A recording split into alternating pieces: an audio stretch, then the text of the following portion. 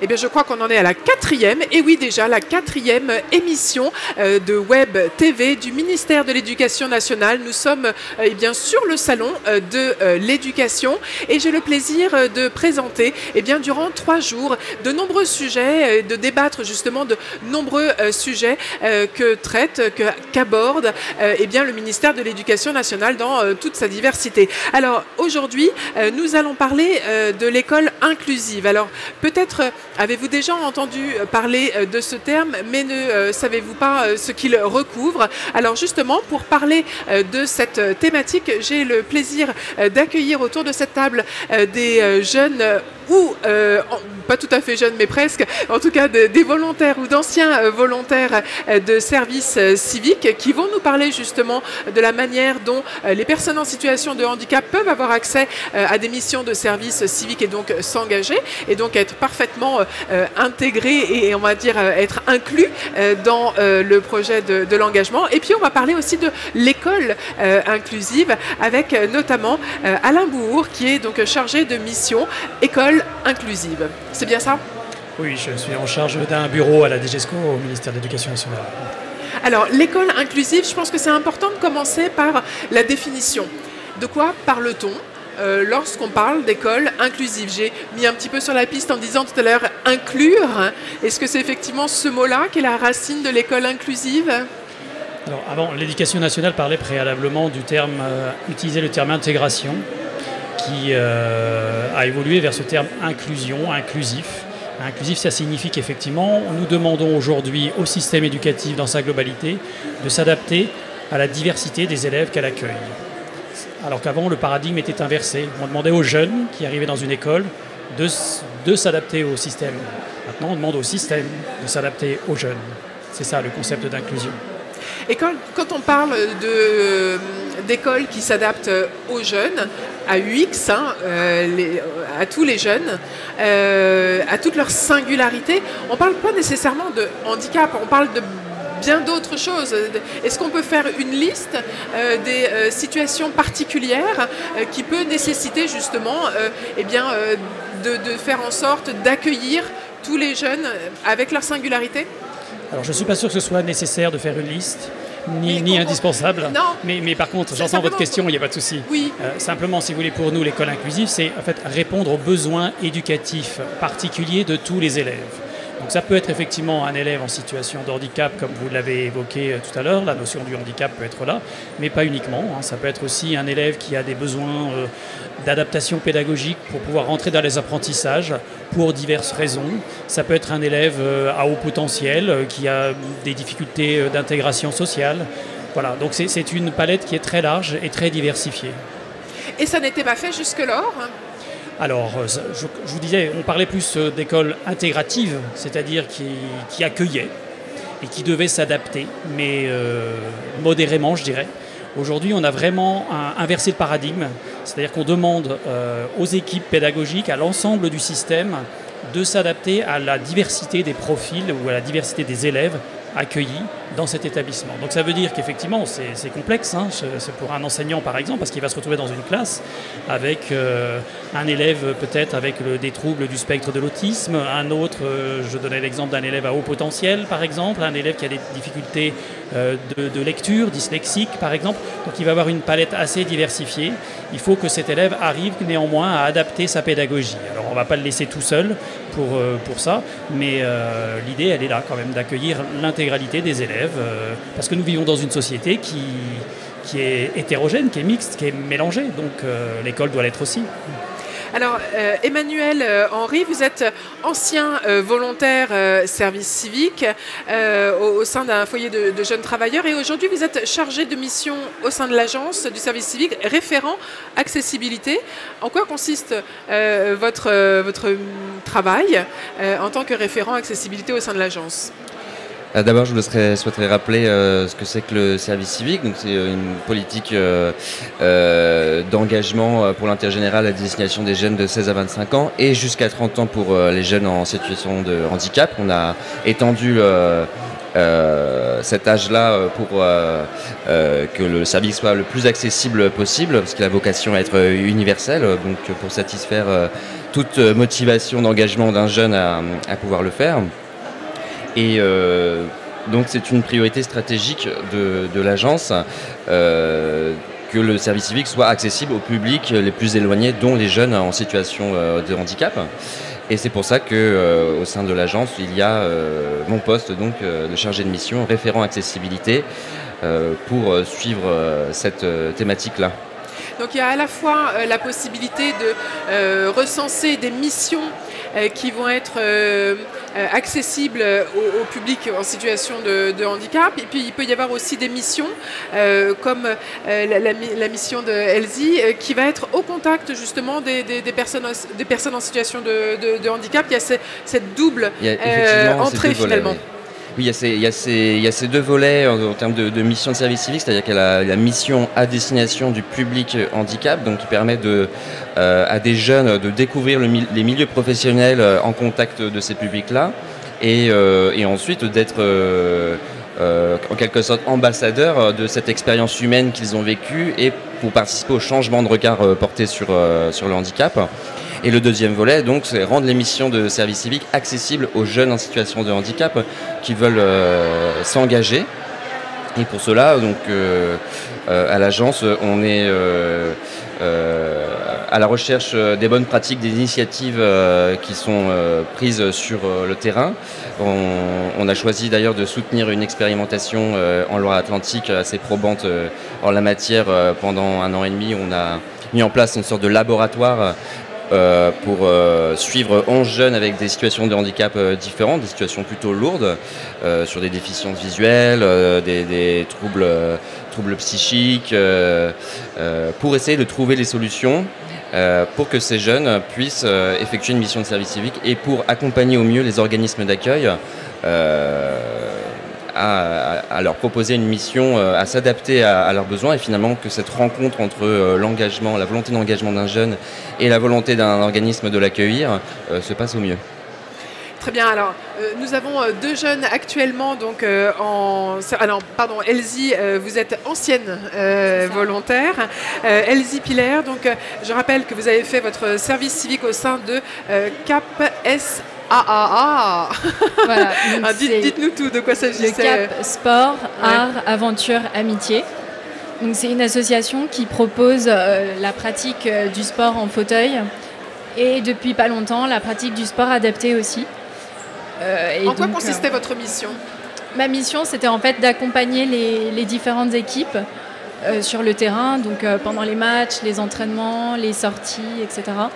Et de promouvoir du coup le sport en fauteuil et le sport adapté.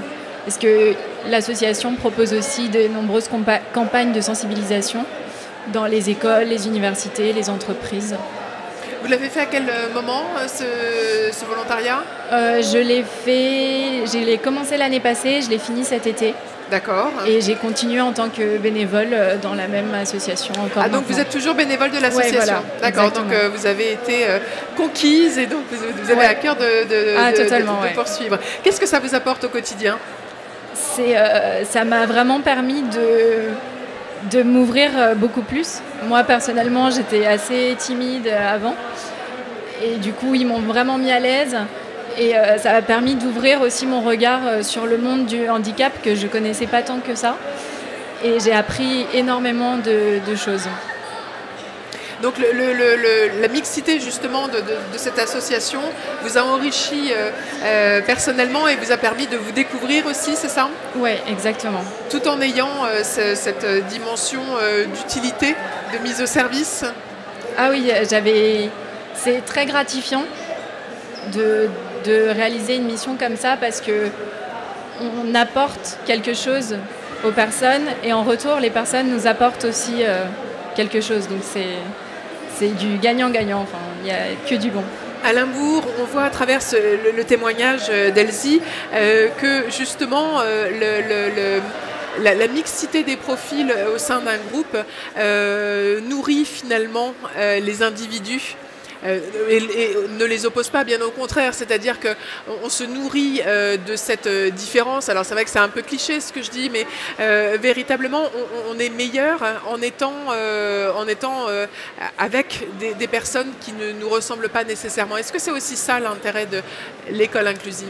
Bien sûr, c'est une école de la diversité, c'est une école justement ouverte sur l'hétérogénéité des personnes, des jeunes là en l'occurrence. C'est effectivement ce qui fait la richesse d'un groupe classe. Alors je comprends, pour un enseignant c'est quelque chose parfois un peu complexe à gérer parce que vous pouvez avoir des besoins d'adaptation pédagogique qui peuvent être contraires. Vous parliez tout à l'heure d'un jeune malvoyant.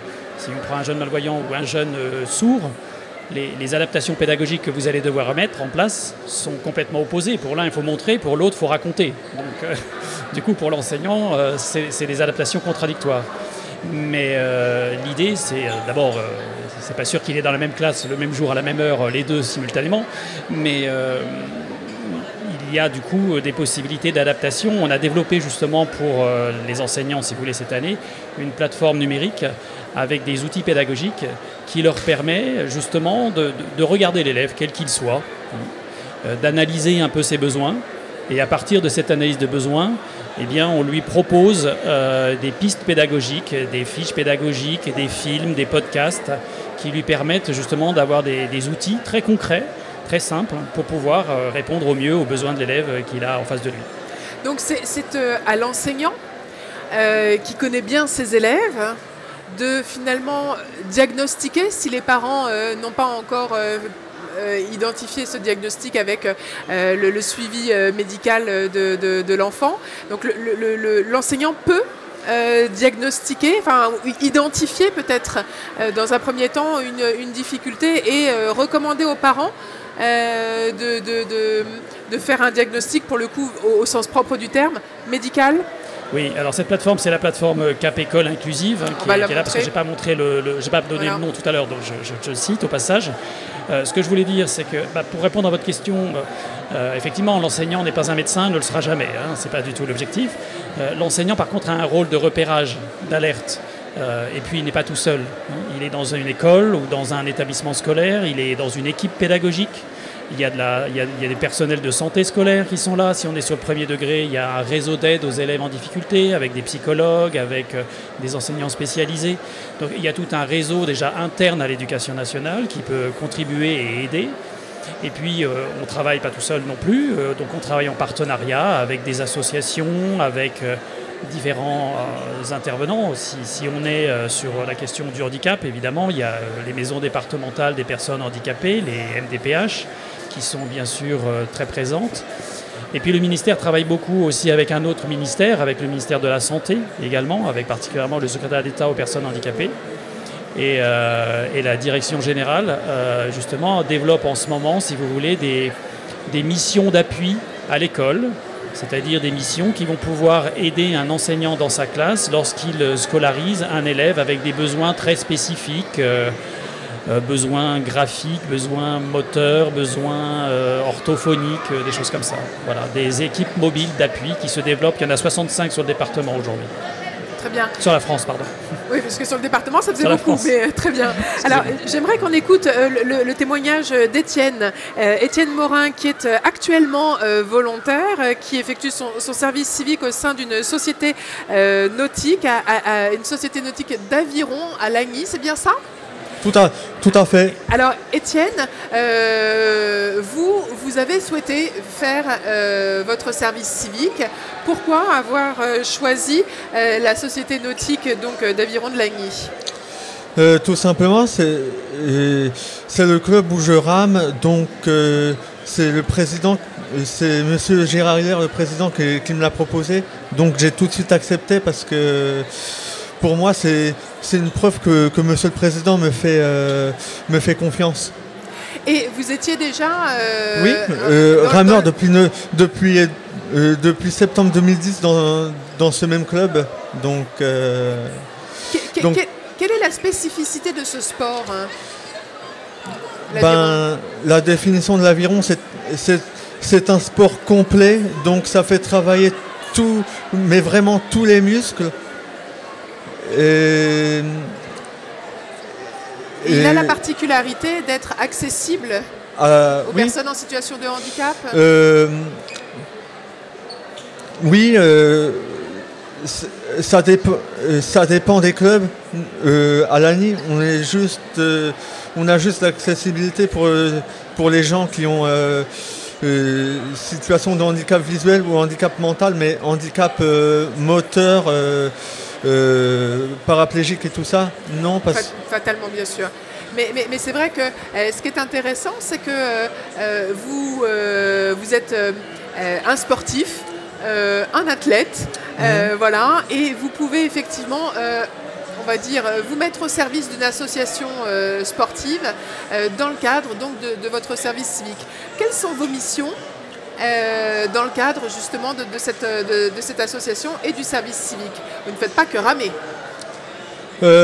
Non, je ne fais pas que ramer. Entre guillemets, j'encadre bénévolement parce qu'en 2015, j'ai passé ce qu'on appelle dans le monde de l'aviron le diplôme d'initiateur fédéral, qui est le premier échelon pour encadrer. Très bien. Et donc, dans le cadre de votre mission, vous encadrez les sportifs? Oui, les écoles, les collèges. Oui. Et un peu plus tard dans l'année, on encadrera les écoles primaires de la ville de Lagny. D'accord, donc en fait, vous accueillez les jeunes, qu'ils soient collégiens donc, ou écoliers oui. En primaire, oui. Et vous les encadrez justement dans cette activité, c'est bien ça? Oui. Oui, avec l'aide de mes collègues qui sont professionnels. D'accord, très bien. Alors, on le voit bien ici, on a une richesse. En fait, l'inclusion est une chance. C'est un petit peu ce qu'on perçoit dans la rencontre des points de vue, des personnes, des opportunités, et même pour les profs, même pour les enseignants, finalement, c'est une chance parce que ça leur permet aussi, et même si ça demande parfois un peu de travail, plus de travail, ça leur demande peut-être plus de créativité pour présenter leur sujet. Et pour les autres élèves qui ne sont pas forcément en situation de handicap et qui pouvaient suivre un cours comme on le faisait auparavant, eh bien c'est une opportunité d'avoir une chance supplémentaire de comprendre finalement le sujet. Vous parliez tout à l'heure du fait de devoir montrer à une personne qui a un problème de surdité ou de devoir raconter à une personne qui a une difficulté qui serait d'ordre visuel. On voit bien qu'il y a plusieurs façons d'apprendre. Il n'y a pas une façon d'apprendre, il n'y a pas une façon de travailler ou de faire son service civique. C'est un petit peu ça aussi, c'est une créativité dans la manière d'apprendre, dans la manière d'enseigner, pardon. Oui, moi je dis souvent à un enseignant qui me demande, mais moi vous savez, j'ai un élève en situation de handicap, je ne le connais pas, je ne sais pas quoi faire, je ne sais pas comment faire. Je lui réponds généralement, écoutez, c'est pas grave, vous allez apprendre. Pour moi, il y a un élément essentiel, c'est l'observation, l'évaluation de l'élève, l'observation, l'écoute. Et c'est l'élève qui vous apprend, qui vous dit, qui vous fait comprendre que oui, ça c'est possible, ça non, c'est pas possible, ça c'est totalement inadapté par rapport à moi. Voilà. Alors, c'est ce que je disais tout à l'heure, l'élève permet à l'enseignant d'apprendre beaucoup.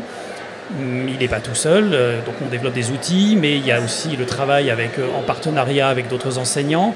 Il y a aussi un accompagnement qui peut être mis en place par des encadrants, par des spécialistes aussi, des enseignants spécialisés. Par exemple, cette plateforme permet à l'enseignant de rentrer en contact directement avec des enseignants pairs-experts qui, eux, connaissent particulièrement, par exemple, un profil d'élève et qui peuvent leur apporter des outils très concrets, très simples pour adapter leur enseignement. Donc voilà, et puis alors il y a d'autres acteurs quand même que je n'ai pas encore cités évidemment, c'est tout d'abord les familles, hein. C'est pas un acteur, je dirais c'est le premier interlocuteur. Et la famille est aussi souvent elle-même porteuse d'éléments parfois qui peuvent être utilisés dans la classe parce que pour tel élève, on sait qu'il vaut mieux adapter le poste le bureau de travail de telle manière ou pas, utiliser tel outil ou pas. Le matériel pédagogique adapté, mais des outils numériques aussi sont des outils extrêmement utiles aujourd'hui. Alors, Alain Moore, évidemment, on ne pourrait pas parler du sujet de l'école inclusive sans parler des accompagnants d'élèves en situation de handicap, autrement dit les AESH. Il n'est pas forcément nécessaire d'avoir un accompagnant pour chaque élève dont on aurait diagnostiqué une singularité. Donc, combien existe-t-il, combien de personnes sont, entre guillemets, engagés, embauchés en tant qu'AESH au niveau national, mais finalement, ils répondent à combien de problématiques, c'est-à-dire qu'on n'a pas forcément autant de jeunes avec des difficultés, quelles qu'elles soient, et en face, le besoin d'autant d'AESH pour les accompagner. L'égalité n'est pas vraie entre ces deux chiffres. Non, tout à fait. Nous avons à l'école publique et dans les établissements scolaires sous contrat avec l'État, privé, eh bien, nous avons 360 000 élèves en situation de handicap. Sur ces 360 000, c'est un peu plus de la moitié qui sont accompagnés. C'est-à-dire que la MDPH s'est positionnée à un moment donné et a fait la Maison départementale des personnes handicapées s'est positionnée et a donné une notification d'accompagnant humain. Donc du coup, cet élève bénéficie d'un accompagnement humain qui peut être sur un temps très long ou sur un temps très court. Alors justement, en ce moment et depuis la rentrée 2019, on a fait beaucoup évoluer ce système pour accorder de la souplesse, justement, pour une plus grande réactivité, pour mieux répondre aux besoins de l'élève dès son arrivée dans l'établissement. Et on pense que celui qui est le mieux placé pour savoir tout ça, c'est le chef d'établissement qui gère son établissement avec l'ensemble de ses élèves, avec ses professeurs. Et du coup, pouvoir placer l'accompagnant au moment où l'élève en a réellement besoin. Certains élèves vont peut-être en avoir besoin en éducation physique et sportive, mais d'autres pas du tout. Si vous êtes dyslexique, vous n'avez pas forcément besoin d'accompagnement à ce moment-là. Vous en avez besoin par contre en lettres, au moment de la lecture, de l'écriture. Voilà. Alors, vous avez parlé tout à l'heure des familles qui sont évidemment toujours dans l'attente d'un service public toujours plus à leur service spécifique aussi de leur enfant. Et parfois, il peut y avoir des interrogations sur le temps de mise en œuvre par rapport à justement l'accompagnement d'un AESH ou d'un dispositif spécifique adapté à son enfant. Pourquoi ça prend du temps et est-ce que finalement ce temps, est-ce qu'on pourrait dire que c'est un peu un mal nécessaire pour donner la meilleure solution ? C'est tout un processus, forcément, je suis d'accord avec vous, c'est quelque chose qui prend du temps. D'abord, il peut arriver que l'enfant arrive en sachant que cette situation de handicap est déjà identifiée préalablement, mais ce n'est pas le cas de la majorité. Certaines situations se révèlent en cours de scolarité, au regard justement de l'entrée dans les apprentissages. Donc, du coup, l'enseignant a vraiment ce rôle de repérage, d'alerte auprès de la famille. Il faut que derrière la famille entende parfois, parce que ce sont des situations qui peuvent être parfois assez douloureuses, assez sensibles. Et puis quand la famille a entendu, eh bien, il y a tout un chemin. Parce que ce n'est pas l'éducation nationale qui va poser un diagnostic, par exemple. Il faut aller voir un médecin, forcément, c'est à l'extérieur. Donc ça signifie qu'il faut que la famille fasse cette démarche, d'aller voir un centre de référence, un médecin, qu'un diagnostic soit posé. Et après, ça passe éventuellement par la MDPH aussi. Et ça, donc, vous voyez, tout ce processus prend plusieurs mois. Mais je suis d'accord avec vous, c'est aussi un processus qui est nécessaire, qui exige une certaine maturation, un certain temps de compréhension par la famille, par l'élève lui-même, et puis qui évolue, qui n'est pas définitif. C'est bien pour ça qu'on passe on utilise la terminologie situation de handicap, si vous voulez, parce que on peut être en situation de handicap dans un contexte précis donné, et dans un autre contexte, on ne l'est plus du tout. Donc voilà, donc il faut que notre système s'adapte à toutes ces situations. Emmanuel Henry, dans quelle mesure l'école inclusive est-elle finalement le berceau de l'engagement ? Ah, vous attendez pas à la question. Alors, sur le berceau de la... Je vous remercie de me l'avoir posé. L'idée de cette question, c'est de dire dans quelle mesure, effectivement, lorsque l'école accueille et s'adapte à toutes les spécificités des individus, eh bien, ça permet à tous ceux qui sont dans la classe, dans l'école, eh bien, d'avoir l'opportunité d'apporter son aide aux camarades pour ranger ses affaires, pour mettre son manteau ou je ne sais quoi, quelle que soit l'activité. Voilà, expliquer, voilà, parce qu'on parlait des professeurs, mais évidemment pour les enfants aussi, ça a des conséquences d'avoir des personnes dans la classe qui ont besoin d'aide parfois.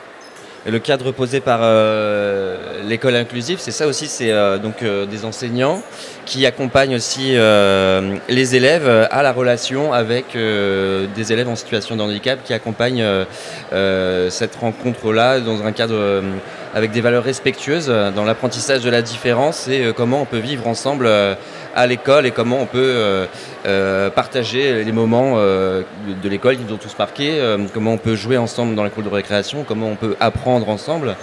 Oui, c'est le berceau quelque part de l'engagement de toute une génération qui va vivre ensemble, où auparavant les élèves en situation de handicap ne trouvaient pas forcément de place dans l'école puisqu'il n'y avait pas, comme aujourd'hui, des unités locales d'inclusion scolaire ou l'intégration des élèves en situation de handicap dans le milieu ordinaire, dans les classes classiques.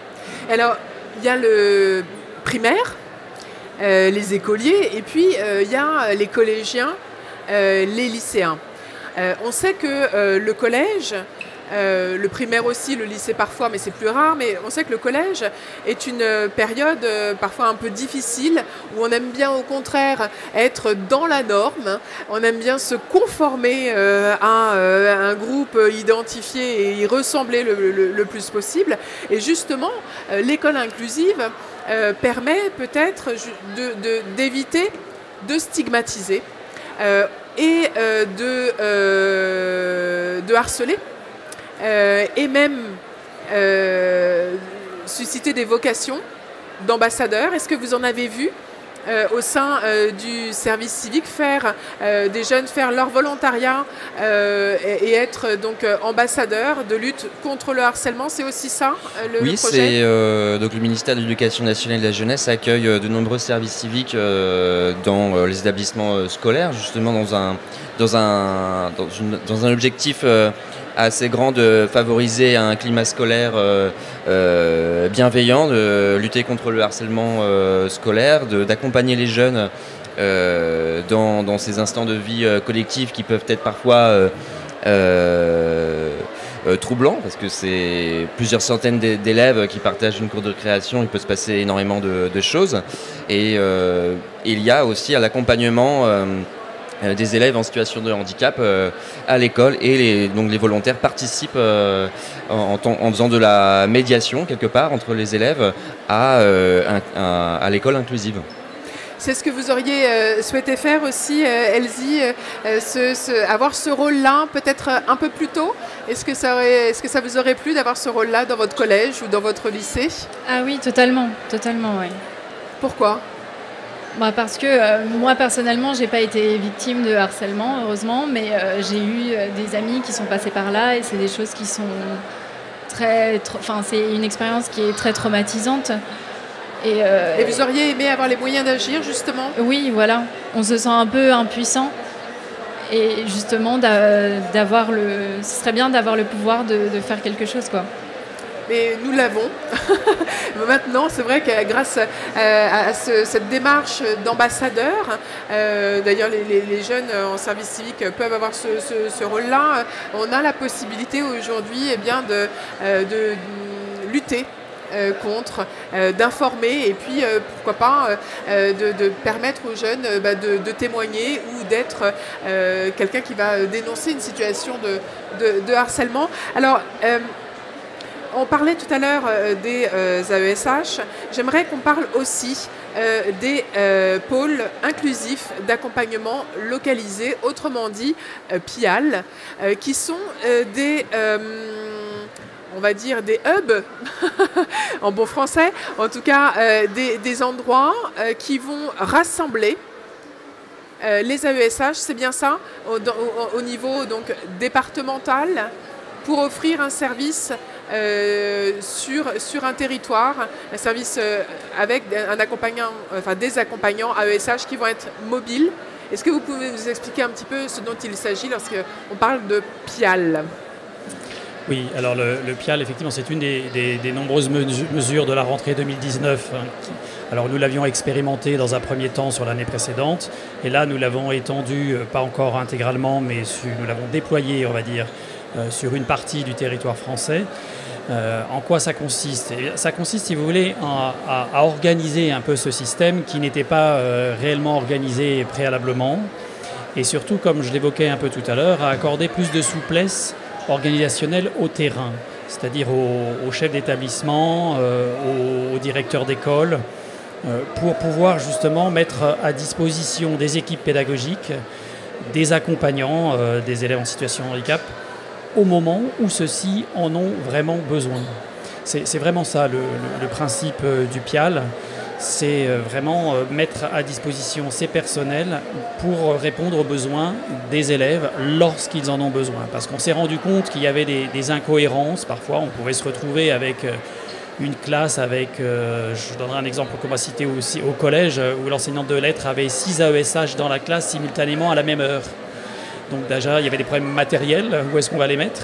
Et puis on peut quand même aussi s'interroger sur le sens. Est-ce que réellement on a besoin de 6 personnes simultanément pour accompagner 6 élèves? Est-ce qu'on ne peut pas en mettre 2 ou 3 qui peuvent du coup intervenir juste au moment où l'élève a besoin? Voilà. Donc c'est une question organisationnelle qui s'est développée et que nous avons développée sur l'ensemble de la France, à laquelle participe même parfois le médico-social que j'évoquais tout à l'heure, ce que nous appelons des PIAL renforcés, où là, l'appui du médico-social va être présent, c'est-à-dire que pour des élèves, je ne sais pas, dyslexiques par exemple, vous pouvez imaginer que du personnel du médico-social intervienne dans l'école ou dans l'établissement à certains moments en cas de besoin. Alors, les AESH, c'est quand même important de profiler ce métier. Qui sont-ils? Sont-ils suffisamment nombreux pour répondre à toutes les demandes? Est-ce que vous en recrutez? Si oui, quel profil peut justement vous, peut-être pas vous personnellement, mais en tout cas, s'intéresser à ce métier et puis démarrer une démarche donc, d'emploi vers ce métier d'AESH? Alors nous avons évolué effectivement. Le métier d'AESH d'abord est en train de se mettre en place vraiment. Alors ils existent déjà à l'école depuis quelques temps, mais le statut, si vous voulez, des AESH était un statut absolument pas pérenne. Donc c'était des contrats uniques d'insertion, des contrats d'aide à l'emploi, donc qui duraient 2 ans, c'est tout.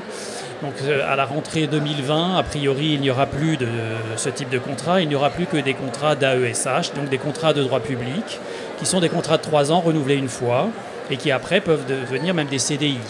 Donc ça veut dire qu'il y a une véritable professionnalisation, une véritable pérennisation du statut des AESH qui se met en place à l'école.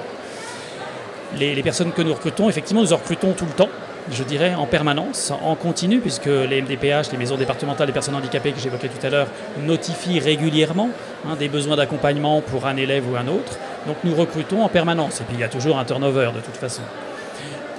Donc oui, vous allez sur le site du ministère de l'Éducation nationale si vous êtes intéressé et vous pourrez, quelle cliquer et trouver une carte géographique avec des numéros de téléphone et pouvoir envoyer votre candidature. Le profil des personnes, eh bien, d'abord nous avons un texte aussi qui est paru en 2018 qui indique que nous devons avoir un niveau de qualification minimum requis, donc c'est le niveau bac, on va dire, parce que si vous accompagnez un élève, il faut que vous sachiez quand même lire, écrire, compter, avoir des fondamentaux. Mais au-delà de ces compétences de base, je dirais, évidemment, ce sont des compétences humaines, relationnelles, parce que vous allez être en permanence en relation avec des élèves, avec des jeunes qui rencontrent des difficultés dans les apprentissages. Donc il faut être dans une démarche d'aide, d'empathie, mais aussi de respect de la personne du jeune en face. Surtout que On évoquait tout à l'heure cette dimension. L'objectif, si vous voulez, de l'AESH, c'est pas de rester là en permanence. L'objectif, c'est qu'il soit là juste quand il a besoin, et puis qu'il s'en aille, et qu'il s'estompe de plus en plus. L'objectif, c'est l'autonomie du jeune. C'est que le jeune puisse vivre comme tous les autres dans la société dans laquelle il se trouve. Donc c'est ce subtil dosage qu'il arrive à trouver. Et les jeunes, d'ailleurs, nous le disent généralement eux-mêmes. Très souvent, parfois, vous avez des jeunes à l'entrée au collège qui vous disent « Très bien, j'ai eu un AESH dans le premier degré. Maintenant, je suis au collège, je suis un adolescent, comme vous l'évoquiez tout à l'heure. Je n'ai plus besoin d'avoir un adulte à côté de moi. » Il faut s'adapter vraiment aux besoins. Voilà. Et le volontariat au sein du service civique Emmanuel Henry, est-ce que justement il s'adapte aussi en fonction des besoins, des âges, éventuellement des difficultés? En tout cas promouvoir, c'est-à-dire un service civique, c'est le fruit d'une rencontre d'abord entre la motivation d'un jeune et une structure qui a un projet d'accueil.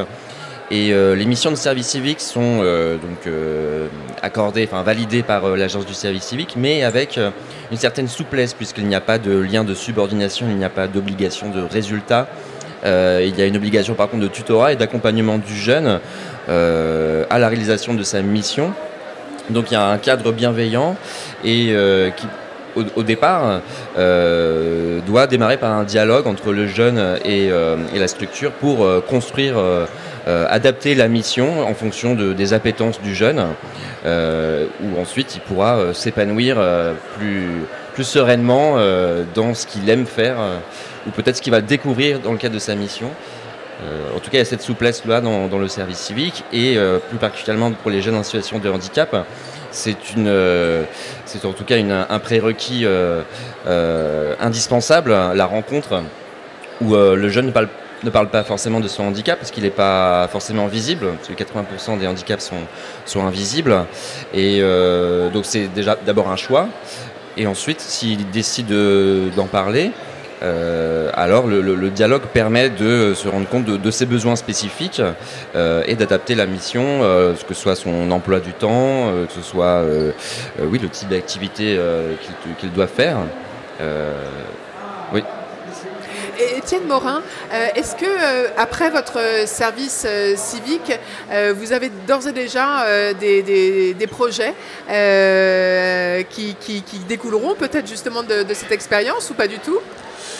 Si, reprendre mes études que j'ai arrêtées en juin, parce que en fait, je m'étais lancé dans quelque chose de très compliqué pour moi, parce que en fac, il n'y a pas tellement d'accompagnement entre guillemets pour les gens en situation de handicap.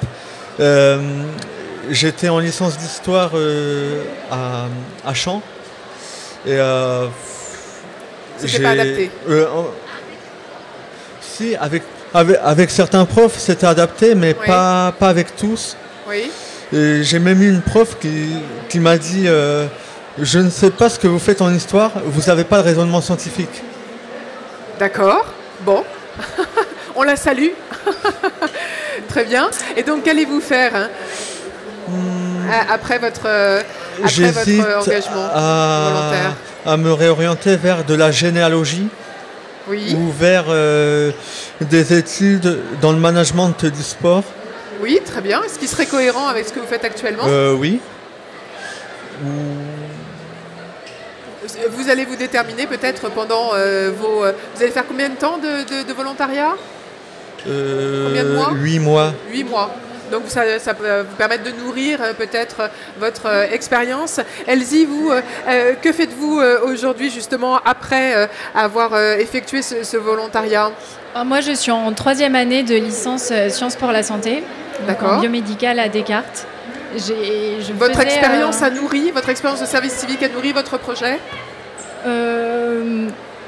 Ça n'a pas grand-chose à voir avec ce que je faisais en service civique, mais ça m'a énormément aidé sur le point de vue personnel, et donc ça a reflété sur ma façon de travailler aussi à l'université. Et en fait, j'ai continué mes études, je faisais mon service civique en parallèle des cours. Très bien. Mais écoutez, nous avons terminé cette table ronde. Merci à vous tous de nous avoir suivis. Eh bien, je vous donne rendez-vous dans quelques minutes, allez, dans 45 minutes pour la prochaine émission. Je remercie sincèrement tous mes invités qui ont accepté de participer à cette thématique sur l'école inclusive. Nous y reviendrons dans quelques heures ou quelques jours. Je vous le promets. À tout à l'heure.